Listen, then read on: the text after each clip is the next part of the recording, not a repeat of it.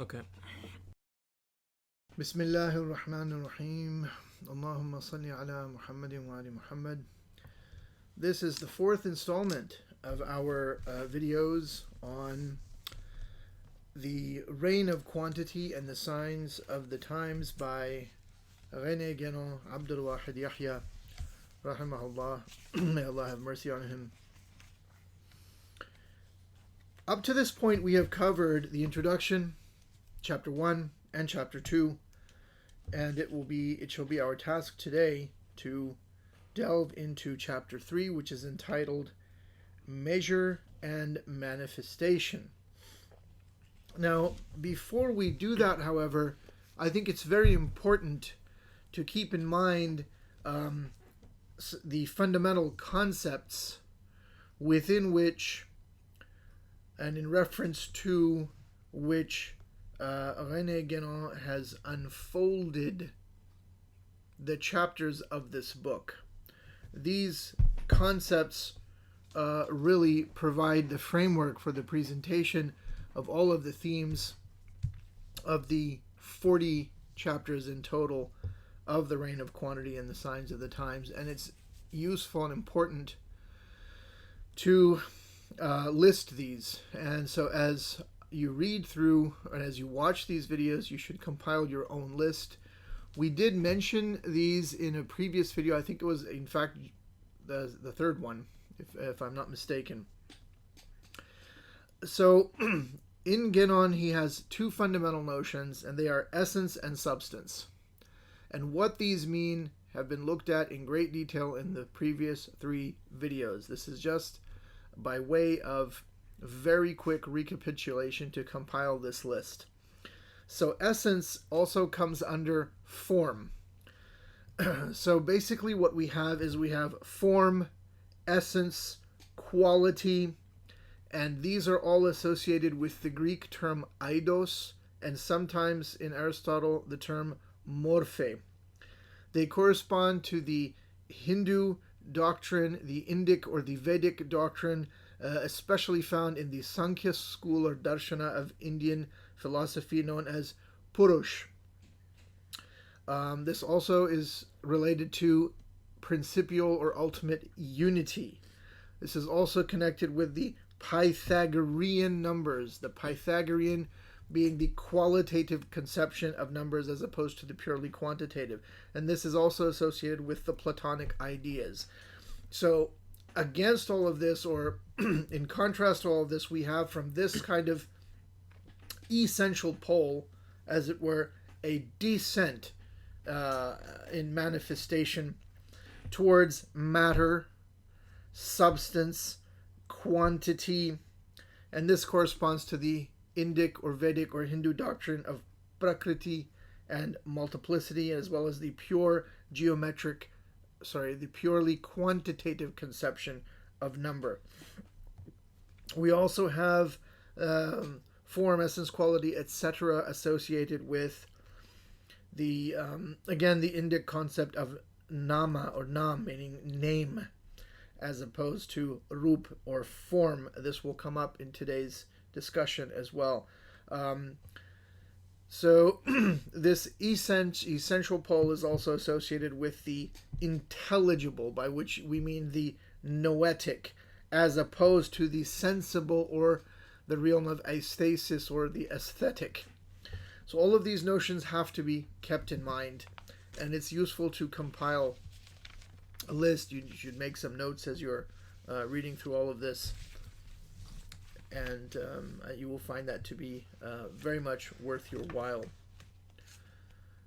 So before we go into this whole question of measure and manifestation, very quickly, in the first chapter, Guénon introduces the notion of quantity as opposed to quality.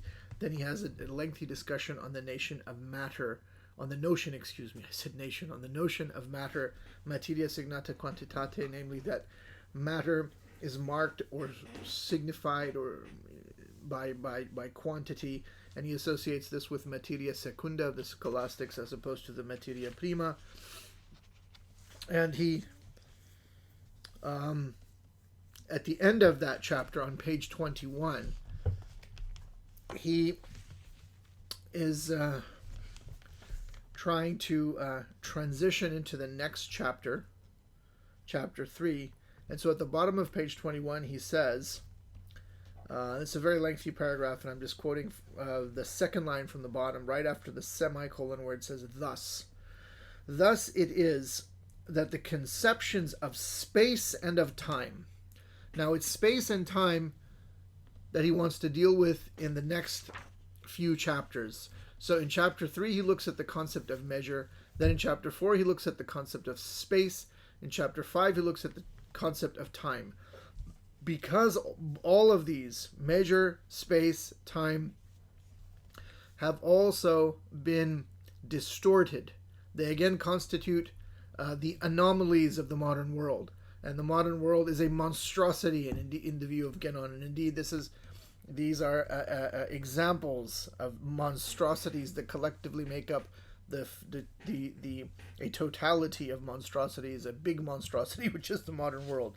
So he says, thus it is that the conceptions of space and of time, despite the efforts of modern mathematicians, can never be exclusively quantitative unless indeed it be accepted that they must be reduced to entirely empty notions without contact with any kind of reality. So when you talk about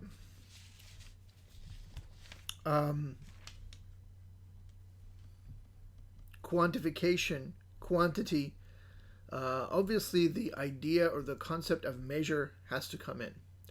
And he relates measure to the concept of manifestation. And that is really what he looks at in chapter 3. And he indicates that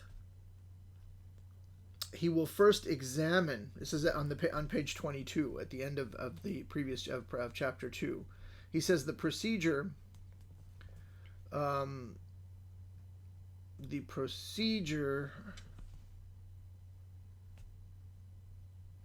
I've lost my place.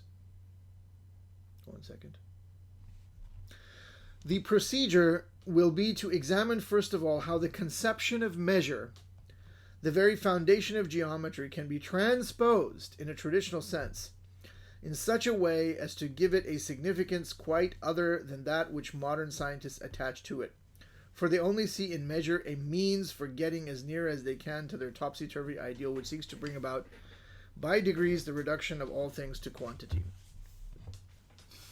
So let us look at this. Let's jump right into chapter 3. He wants to examine the concept of measure, and then he's going to transpose it, he says, and give it a more proper traditional understanding and interpretation. And you have to understand that for Renegade, he thought of traditional mathematics, especially traditional geometry in particular, as being particularly well suited to serve as a means and a support and as a symbol for traditional doctrines.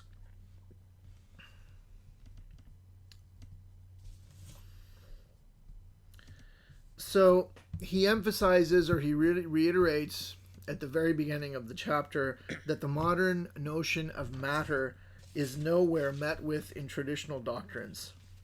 Again, it's another instance of a monstrosity and anomaly in the modern world.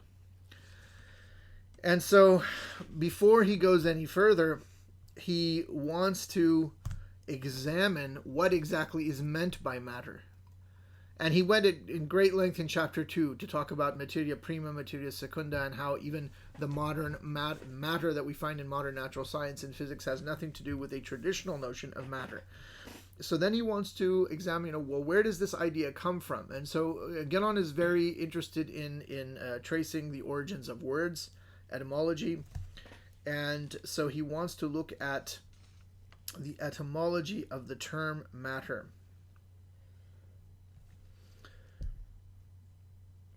So he says on the very first page of the chapter, this is page 23, having repudiated the modern notion of matter, he says, at the same time, since the idea is very recent, In other words, the idea of the modern notion of matter.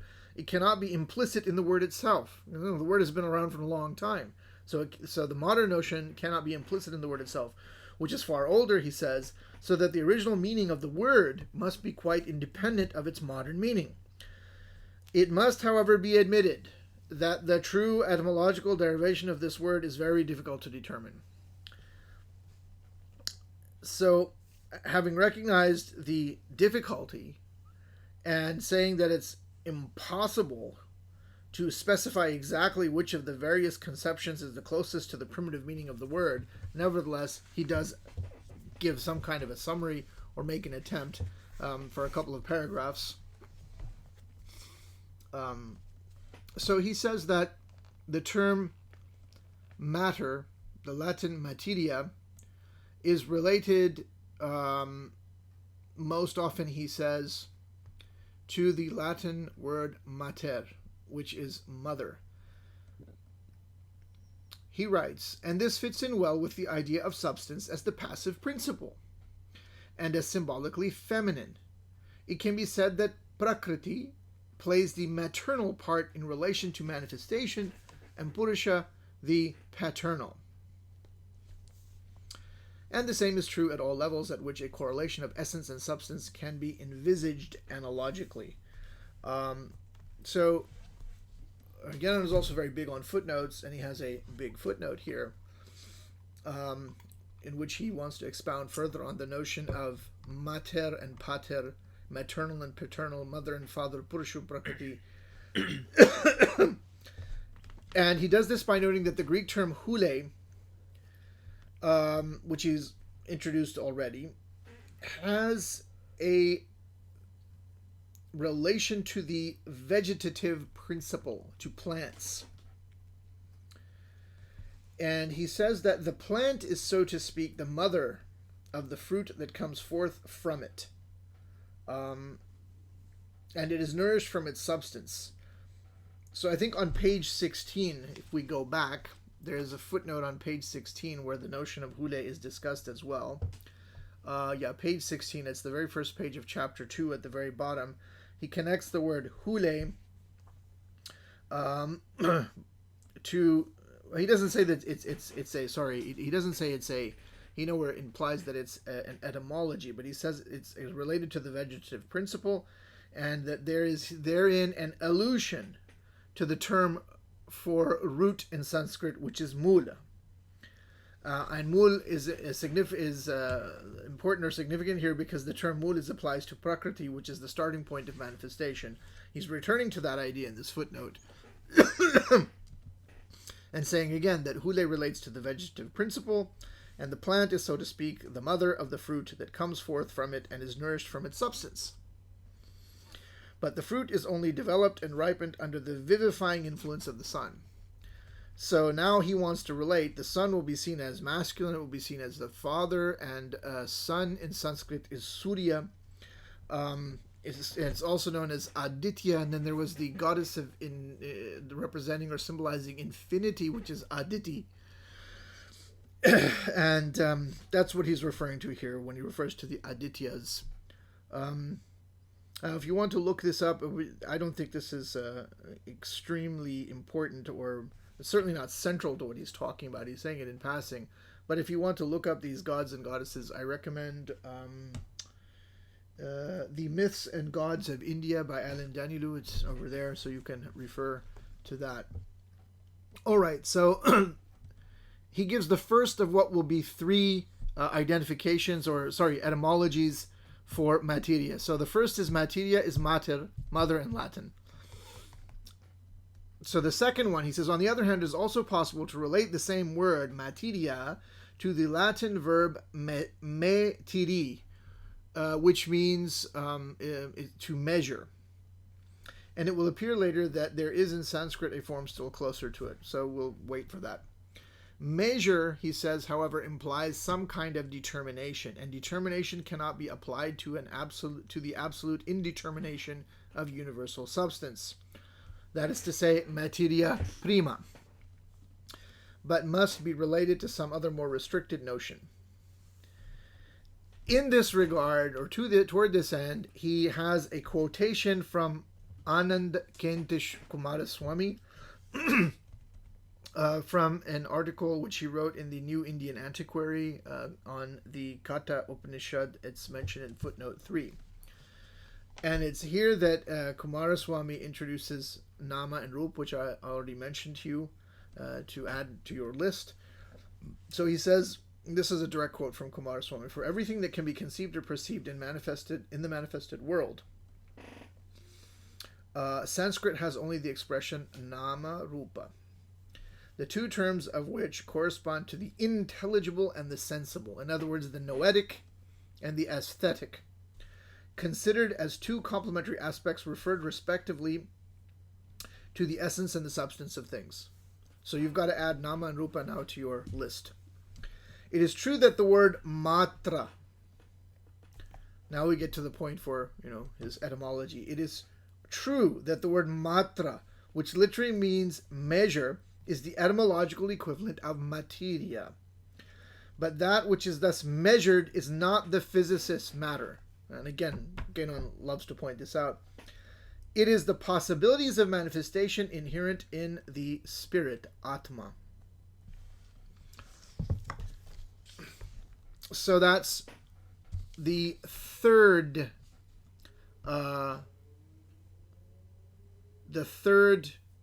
etymology that he offers, that materia goes back to matra, which again is a kind of measure, but it's not a measure of the physicist's matter, but the measure of the possibilities of manifestation of Atma. So why is this important? Well, this is the title of the chapter. Genon wants to relate measure and manifestation. So if matter is intimately related to measure, and this is his point, so he seems then out of these three etymologies to favor the etymology, or the equation, if you like, of materia or matter with matra, this traditional term in Sanskrit relating to measure, but measure of manifestation, of the universal possibilities inherent in the undifferentiated, or in the principial unity. So the idea of measure, page 25, brought in this way into direct relation with manifestation itself, is very important, he writes, and is moreover far from being peculiar to the Hindu tradition. So he's at great pains to point out, even though he's quoting and evoking the authority of Kumaraswamy, that this is not something exclusive to the Vedic or the Indic tradition. "It can indeed truthfully be said that the idea is found in all traditional doctrines in one form or another. In other words, that matter relates to measure, and measure, in other words, measure is directly a reflection of a relationship with manifestation itself." And so, of course, he's not going to go into all of these. He says it's impossible to attempt to enumerate all of the relevant concordances, and he's just pointing this out and then moving on further. So now here you need to think about measure. Just think of a simple notion of measure, such as measuring a length with some sort of an instrument. And that instrument, this is the instrument I have here, has certain markings on it. And this happens to be calibrated according to the metric system. So it's in the form of centimeters. And the point is that you take the centimeter in the case of this measuring device or tool, and that centimeter is your unit. And this particular one has 18 centimeters on it. Right? So you have some kind of a unit, you mark out those units, and then you say you have so many instances of that unit. This line is, this edge of this book is, for example, how many centimeters it is, 15 centimeters or what have you. Now the point is that when you measure something, it may not be exactly 15 centimeters. It might be 15.2, 15.1. If you're working with inches, it might be 11.5 inches. It might be 11 3/4. It could be 11 7/8. The point is that we are dealing with extension, which he talks about in the next chapter, space. Extension in space. But the key point is that measure refers to the continuous and not the discrete. So measure, understood in the literal sense, is principally concerned with the domain of continuous quantity. That is to say, it is concerned most directly with things that have a spatial character. And here he's excluding time. He will talk about time in great detail in chapter 5. For time, though no less continuous than space, can only be measured indirectly, by, as it were, attaching it to space through movement as intermediary, thus establishing a relation between the two. So if you really think about it, time is a continuous quantity, but it can only be measured with respect to space, always. So if you have a mechanical clock, there will be a pendulum which is swinging, so there is some sort of a spatial connection with space again. And when we say that an hour has passed, or a day has passed, that also refers to the movements of the planet Earth around the sun. So there's always some sort of relationship to space. If we say it's 7 o'clock, again we're talking about the movement of certain hands in a clock. Or if you have a quartz watch, there's a quartz crystal that is vibrating at a certain frequency. So, and you measure those vibrations, and that tells you what time it is, and it's expressed on the dial, or it could be a digital one as well. But the point is that all instruments that measure time in some way or another are related back to space. Now, what is the takeaway of that? It is that measure is thus directly and specifically concerned either with extension itself, or, as Guénon says, with what is conventionally called the matter of physics, by reason of the character of extension that this last necessarily possesses. Okay, so he does concede that measurement will involve relation with extension, and that this is the matter of physics. However, he is adamant in pointing out, he stresses this very strongly throughout his writing, that this doesn't mean that the nature of matter can completely be reduced to extension and nothing more. Now, this is what Descartes did. So there's more to matter than extension, contra Descartes.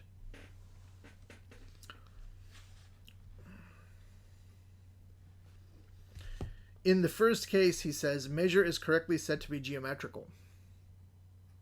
In the second case, it would more usually be called physical in the ordinary sense of the word, but in reality, the second case becomes merged in the first, for it is only by virtue of the fact that bodies are situated in extension and occupy a certain defined part of it that they are directly measurable, whereas their other properties are not susceptible of measurement except to the degree that they can in some way be related to extension.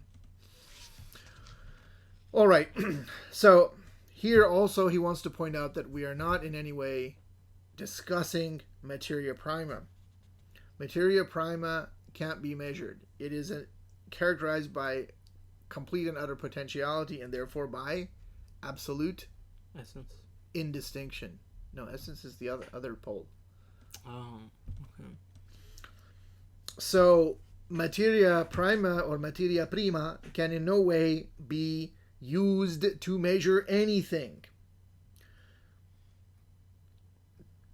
All right, so if we say that measure is related in some way or another, although not completely and entirely the way Descartes did, to the matter of physics, what about its relationship to materia secunda, which was discussed in great detail in chapter 2? And remember, he said the materia secunda is not always the same as the matter of the physicists either. So that's the next question he wants to deal with. It is necessary to inquire whether the notion of measure be not more or less closely linked with whatever it is that constitutes the materia secunda of our world. Now, he says it turns out that there is a linkage. And that is because, as we already established in the previous chapter, materia secunda is signata quantitate. It is marked by quantity. So how does that relate then to extension? So if measure is involved with extension, directly concerned with extension, and what is contained therein, it is only by the quantitative aspect of this extension that measure is made possible. But continuous quantity, as such, is, as explained, only a derived mode of quantity. You have to remember that continuous quantity is not the pure quantity of the purely quantitative numbers, because the purely quantitative numbers are by their very nature discrete. Continuous quantity isn't like that. It's smooth. It's continuous. So, continuity is not a pure quantity. What does that mean then? It means that when you measure, measure always then will have a certain degree of quality associated with it because of the imperfection inherent in the measurement. So if I measure the dimensions of this book with this triangle, there will be an error. In science, we talk about significant figures. So we can only measure something to a certain number of significant figures. And that means that the last digit is the one about which there is some uncertainty, some error. So typically in engineering calculations, they go to 3 significant figures.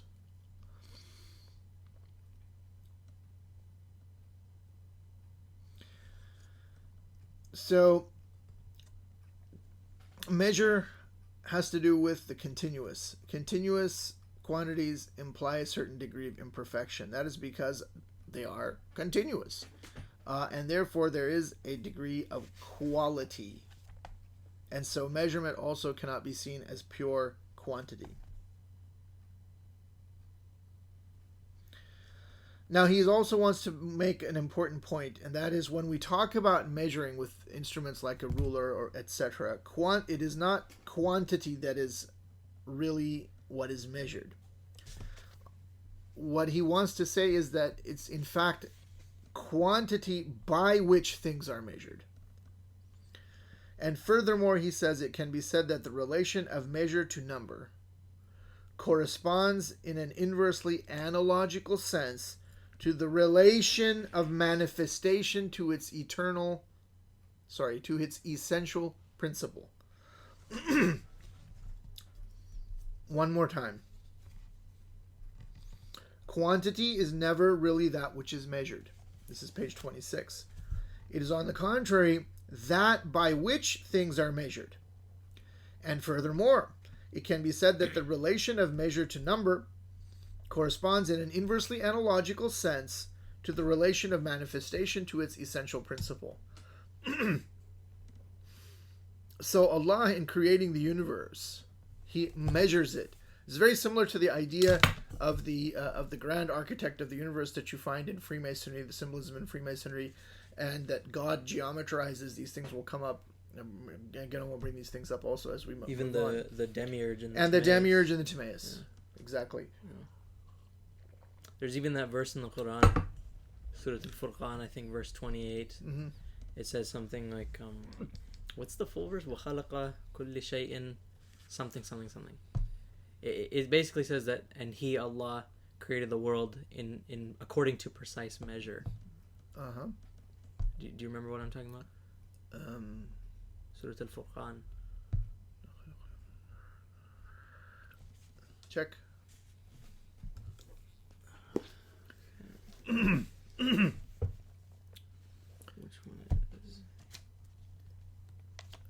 one is? There's always qadar. There's always, Allah is always referred to as measuring out in the Quran. But if you want that specific verse, well, in that one it's explicit that He. Quran is 25, page 359.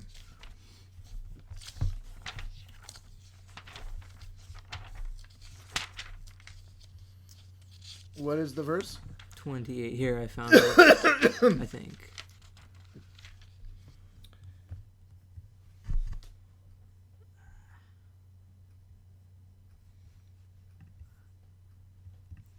What is the verse? I think it said it's verse 28. I might be wrong. One, I can make. There's no 28 here. In Surah Al-Furqan, there's 28. That's not the. Yeah, it's the wrong surah. Hang on, I'm struggling to remember it. I have the source on my computer here. وَكُلَّ شَيْءٍ خَلَقْنَاهُ بِقَدَرٍ. Oh, 1 second. Here, I found it. وَخَلَقَ كُلَّ شَيْءٍ فَقَدَّرَهُ تَقْدِيرًا. That's verse 2, sorry. I don't know where 28 came from. Okay, you have to edit this part. Yeah.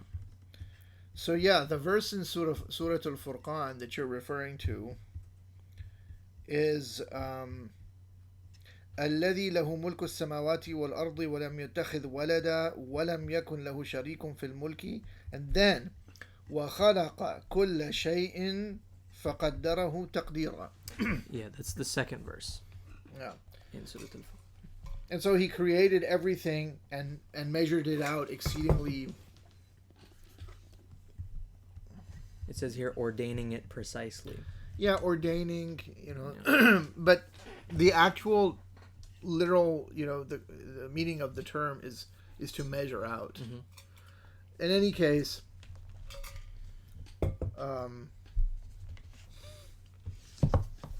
Ganon is making the point that measurement is related to manifestation. So the emanation of all things out of the principle with a capital P. So the all of the multiplicity in its entirety, its emanation from the principial unity, is a kind of measure. Now he wants to show how this relates to space. It is evident that in order to carry the idea of measure beyond the limits of the corporeal world, it must be analogically transposed. So again, he's engaging in an analogical use of the term measure. And he says that the manifestations of the possibilities of the corporeal world, of the corporeal order, takes place in space. This is important. Our world, physical manifestation, all of its possibilities, whatever is going on, plays out in space. So the space may be made use of to represent the whole domain of universal manifestation. So space symbolizes the whole domain of universal manifestation. Later on he talks about how this is there in the Hindu notion of the field, kshetra. And this is a great symbol because otherwise, he says, it would not be representable. Thus, the idea of measure, when it is applied to this comprehensive domain, is an essential part of the spatial symbolism that is so frequently employed. So he concludes that fundamentally, measure is an assignation or determination necessarily implied in all manifestation. So you cannot have manifestation without measure. Measure and manifestation go together. In every order and under every mode, as a determination, it naturally conforms to the conditions of each state of existence, and it is even in a certain sense identified with those conditions themselves. So measure is only truly quantitative in our world, in the corporeal world, because quantity, like space and time, is no more than one of the special conditions of corporeal existence. Now, he goes back to the idea of a correspondence noted by Kumaraswamy. So on page 27, he says, Kumaraswamy remarks that the Platonic and Neoplatonic concept of measure which in Greek is metron, and he has the Greek here, metron, agrees with the Indian concept. And there in the punctuation, there's a colon, and it goes further and it says, the non-measured, those things which aren't measured. The non-measured is that which has not yet been defined, semicolon. The measured is the defined or finite content of the universe. That is, of the ordered universe. The word order is very important. The ordered universe. The non-measurable is the infinite, which is the source, both of the indefinite and of the finite. Kumaraswamy, Genon, these guys, they draw a distinction between the infinite and the indefinite. That's another topic. He deals at length with that in his book called the Metaphysical Principles of the Infinitesimal Calculus. So he says, which is the source of both the indefinite and of the finite, and remains unaffected by the definition of whatever is definable. That is to say, by the realization of the possibilities of manifestation which it carries in itself. So, Genon wants to point out that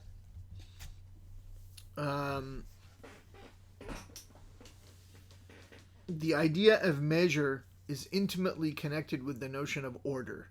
And here he relates the word order to the Sanskrit term rita.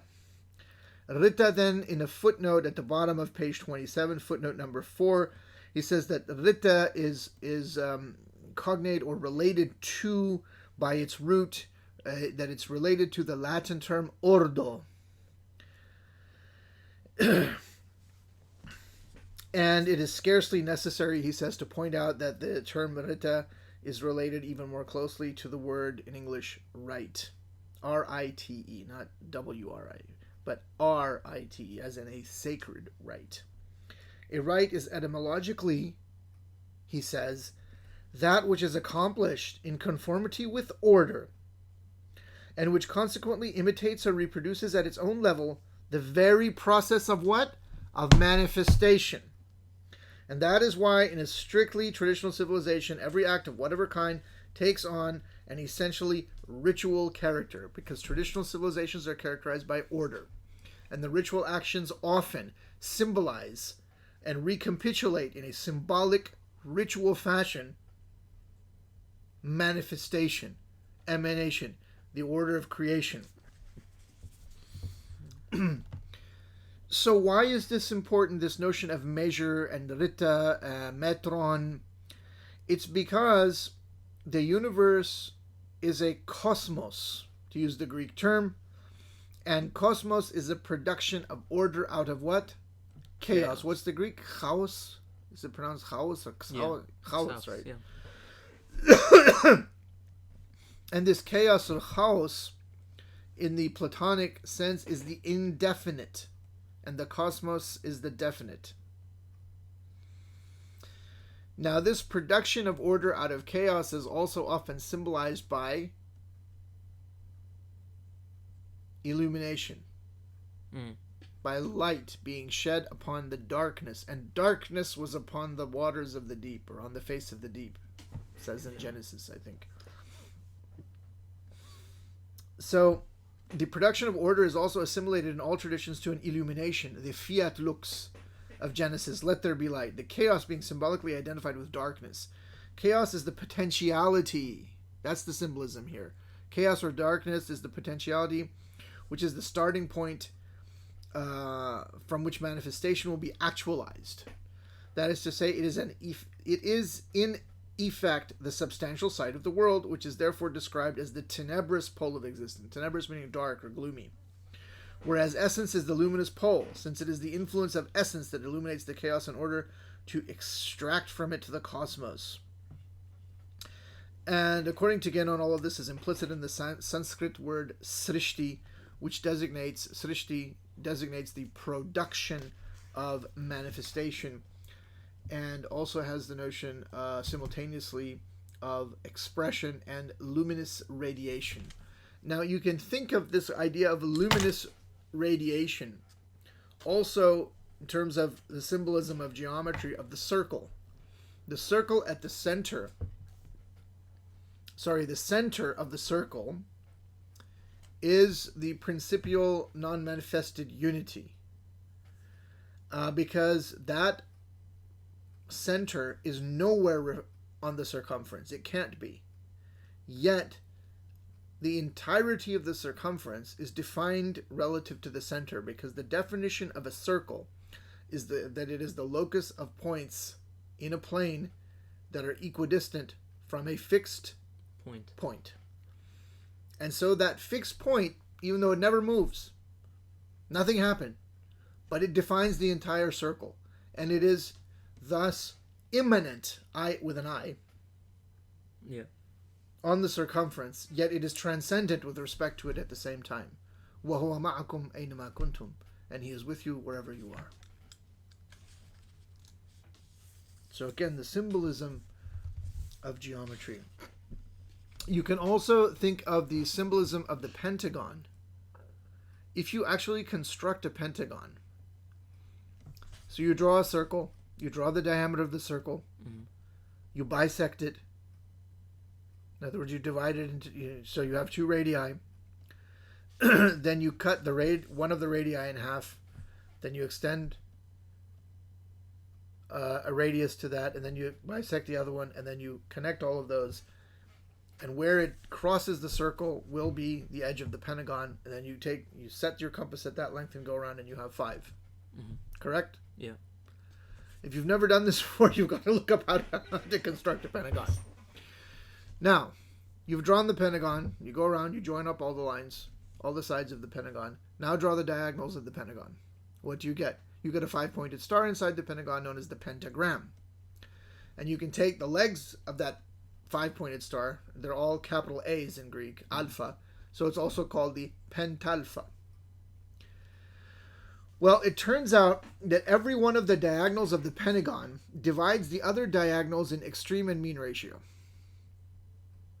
In other words, in a phi ratio. So you can think of that point as the emanation of a beam of light. And it projects out. And it is a fact that phi ratios and the Fibonacci sequence are found throughout the entire order of nature. This is traditional sacred geometry.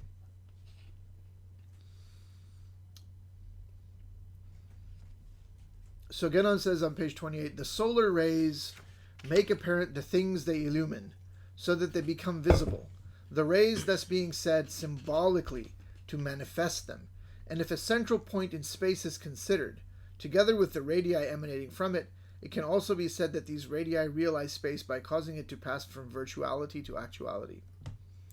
I mean, what I said about the circle and its center, you could equally well have just used a sphere. In fact, it's even better if you do that.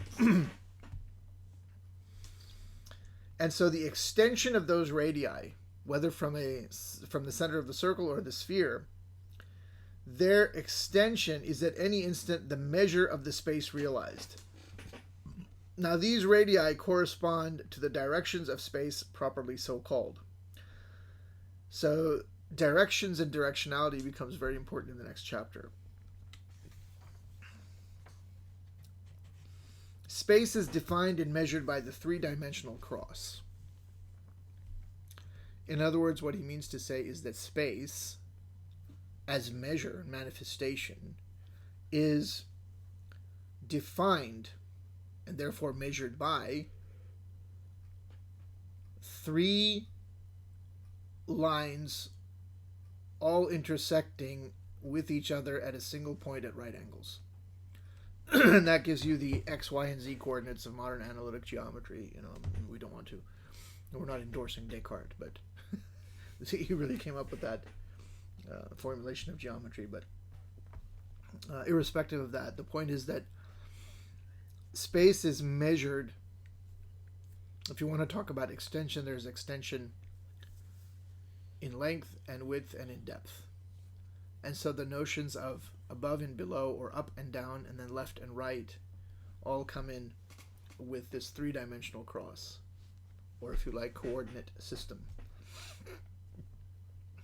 Now Genon says that there is a 7th ray.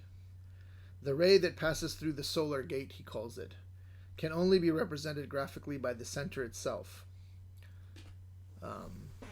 So that's this symbolism of, passing out of the whole order of manifestation and going back. All this is perfectly coherent, he says, and is linked together as rigorously as could be, and it may be added that in the Hindu tradition, the 3 steps of Vishnu, whose solar character is well known, measure the 3 worlds, which amounts to saying that they effectuate the totality of universal manifestation. So the rest of this is just a kind of excursus again on terms.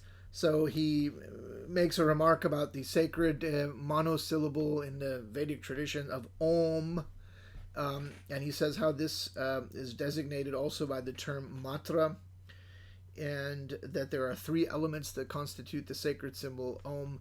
It's actually A-U-M, Om, and they're parts of the...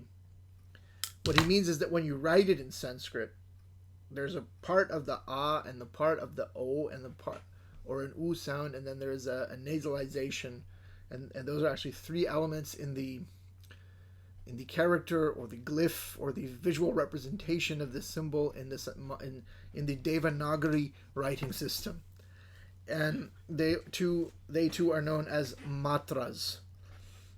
Here, matra, linguistically, you probably say something like they're, diacritic points or something like this, or indications of how, in the visual symbolism of the Devanagari writing system. But again, he's saying that matra means to measure, and again, measure is related to manifestation, and the sacred monosyllable Om, in some of the teachings of the Vedic or Hindu or Indic tradition, talk about a primordial sound or syllable, which is the source of all manifestation. So there you had a geometrical symbolism. It's very concentrated here. He doesn't elaborate on this. So after all of the geometrical symbolism, he's introducing a sonic symbolism as well. And there's actually a really interesting book on all of this called Sonic Theology that looks at these traditional Hindu teachings about sound. I can't remember the author, but it's a very interesting book. Finally, at the bottom of page 28, he says that the Sanskrit word matra has its exact equivalent to the Hebrew word middah. So again, I love these kind of things. He knew these languages. I think I mentioned once that I went to his library, which was preserved by his son, and he had books in Hebrew and Sanskrit as well. And just as an aside, before we get into this thing about matra and middah, I forgot to mention, if people are interested in knowing some of the facts of Guénon's life, this is the source that you have to refer to. It's called The Simple Life of René Guénon by Paul Chacornac, I think is how it's pronounced. I didn't mention this before because I'd never actually had a copy of this. I just acquired this recently, and this is a very useful. And there's also a book called René Guénon and the Future of the West by Robin Waterfield. So this is a biography, but anyone who writes a biography on Guénon in whatever language is indebted to this book and has to rely on this book, because this man, the author of this, Paul Chacornac, was a friend of Guénon. He was his publisher. He actually knew him. So it's an important and an interesting account. Excuse me. So back now to the Sanskrit word matra and how it relates to the Hebrew word middah. Middah is the singular. The plural would be middot. These are notions from the Kabbalah and are associated or assimilated in the Kabbalah to the divine attributes by which God is said to have created the worlds. And this conception, according to Guénon in the Kabbalah, is directly related to the symbolism of the central point and the directions of space.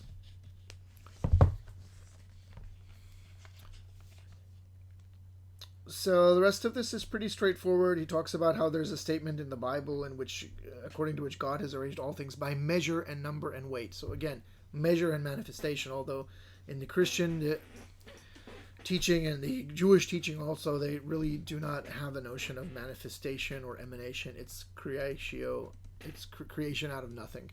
Nevertheless, measure, manifestation, measure and creation, if you prefer, measure, number, weight in the Bible.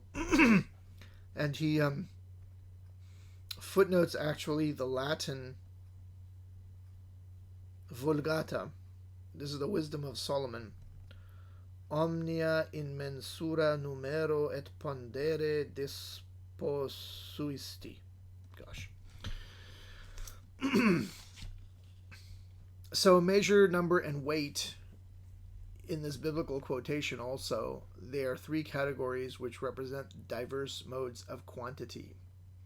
But he says that here we have in the quotation has from the Bible has in mind the corporeal world and nothing else. So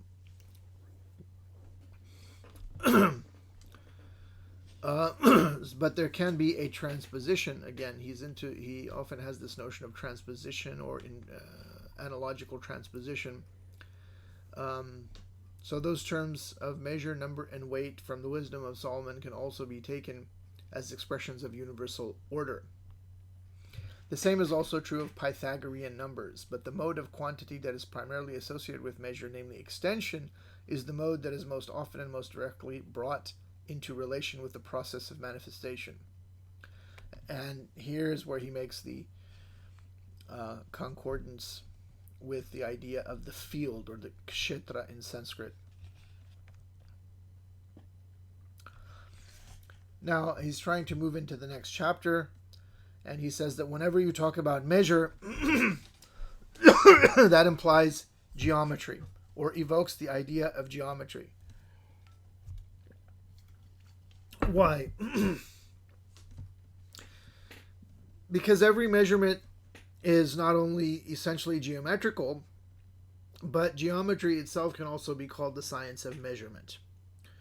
Okay, he has in mind, of course, Euclidean geometry. Because in Euclidean geometry, you have the notion of congruence, but you also have the notion of similarity, which will come later. I mean, when I say it comes later, he discusses these things further on. But really, the system set up by Euclid has at its very heart a notion of measurement, whether you see it or not. I mean, I can refer you to the actual... If you refer to Euclid's Elements, this is the Green Lion Press edition. It's in Book 1, and it's Proposition 47. Mm-hmm. Proposition 47 from Book 1 is the so-called Pythagorean Theorem, which was not a discovery of Pythagoras. It's actually very ancient. You find it in ancient Babylonian texts as well. That's another topic. But measure in Euclidean geometry is expressed in that proposition. Prop 47, Book 1.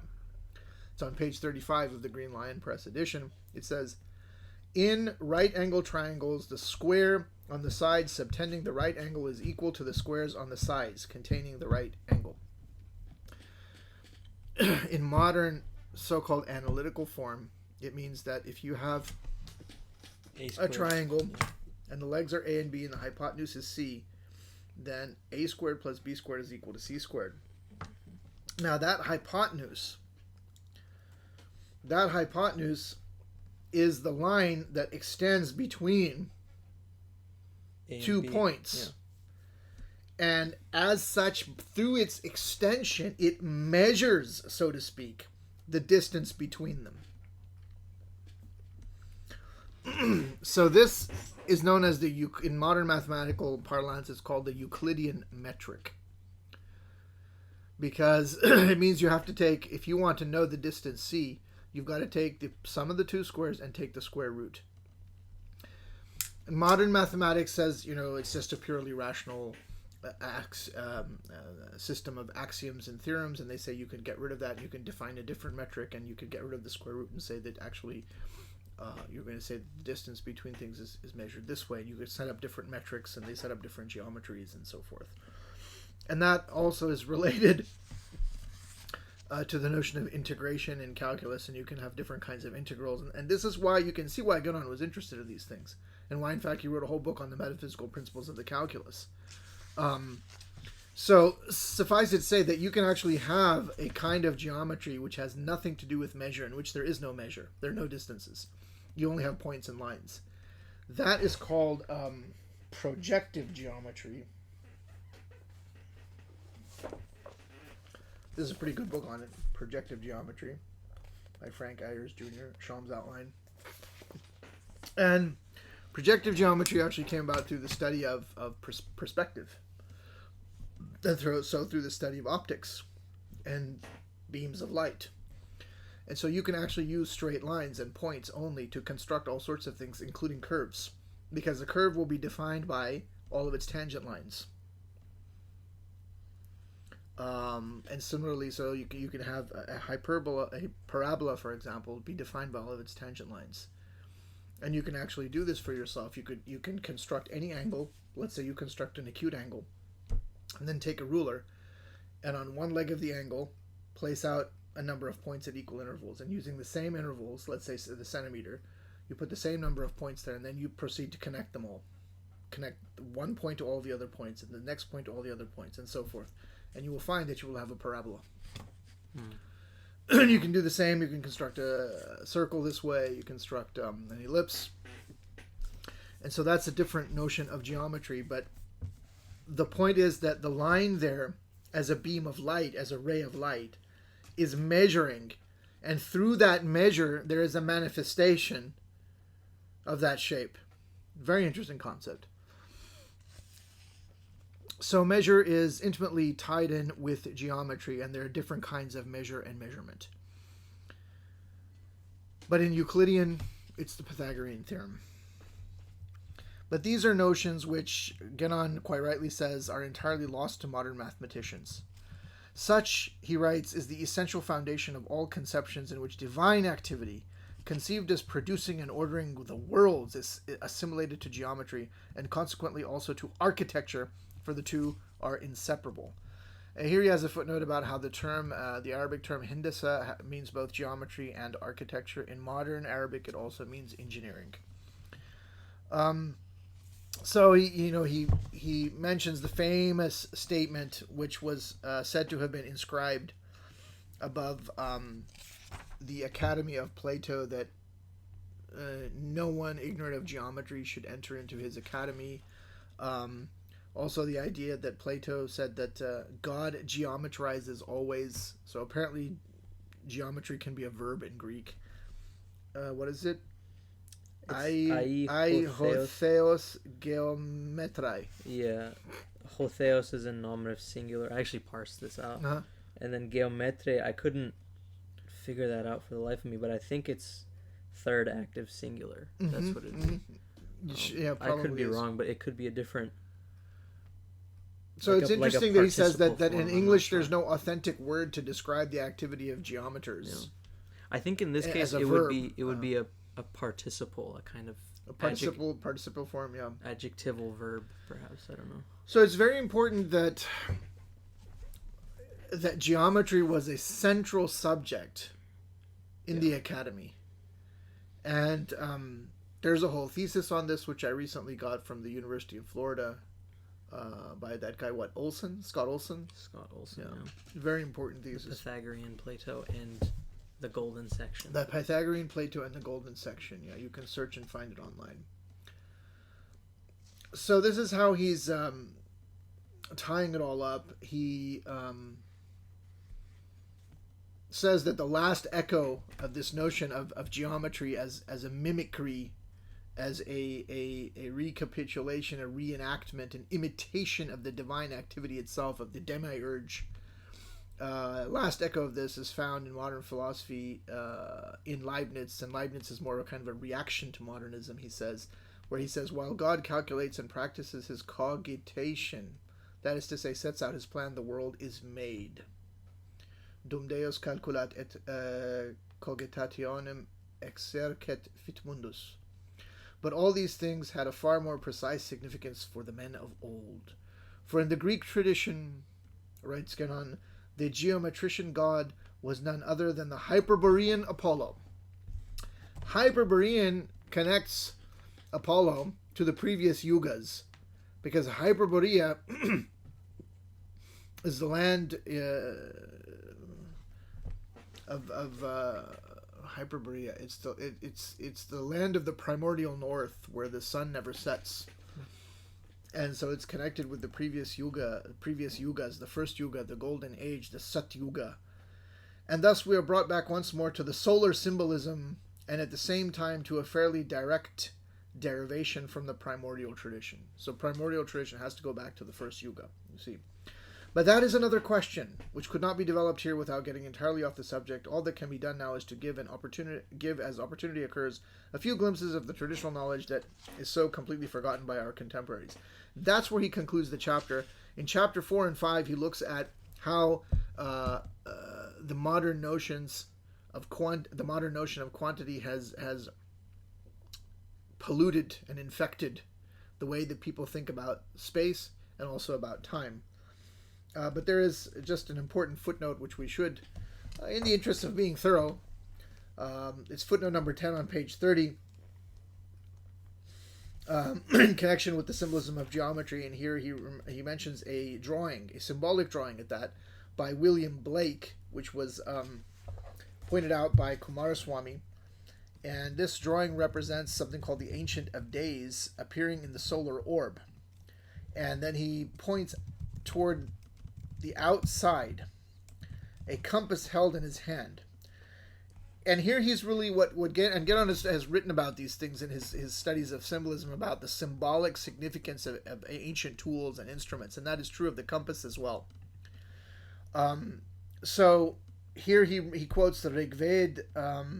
So it's the 8th mandal, that's 25.18, and the quotation is, "With his ray he hath measured or determined the bounds of heaven and earth."